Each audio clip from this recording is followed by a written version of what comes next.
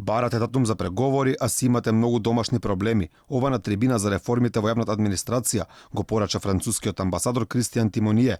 Заобиколувајќи го дипломатскиот речник, тој говореше на што се треба да се работи во Македонија, велејќи дека државата имала голем проблем со корупција, дека директори на училишта се менувале дилетантски, дека во Струга градоначалникот се однесувал скандалозно, дека УНЕСКО ќе го одземал статусот на Охридското езеро.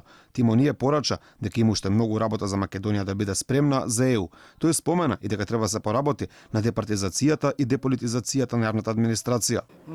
Направена на исклучително квалитетна работа на запис на редакција на администрацијата, на запишување на администрацијата.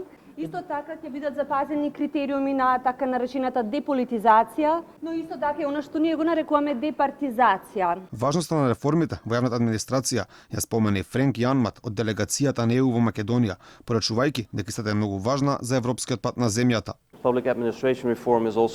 Реформата во јавната администрација е една од најважните области на која треба да се фокусирате доколку земјата сака во Европската унија.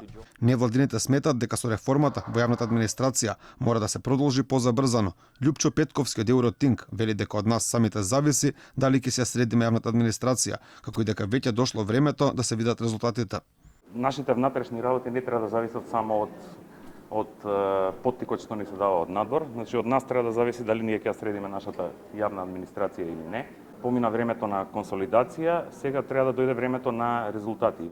Реформата на јавната администрација беше едно од главните ветувања на власта, а како еден од проектите беше нејзиното кратење. Министерот за информатичко општество и администрација Дамјан Манчевски избегна да одговори колкава треба истата да биде. Колкава проека според вас треба да биде македонската јавна администрација? Не сум јас најмалку тој што треба да кажем, меѓутоа токму еден од проектите кои што го работиме заедно со Европската унија, тој за реорганизација и оптимизација на институциите на системот. Кон крајот на оваа година веќе ќе имаме некакви подетални информации кои што нормално ќе бидат споделени со јавноста. Од фондацијата Отворено општество велат дека треба да се работи на реформите за подобра администрација, за добробит на граѓаните.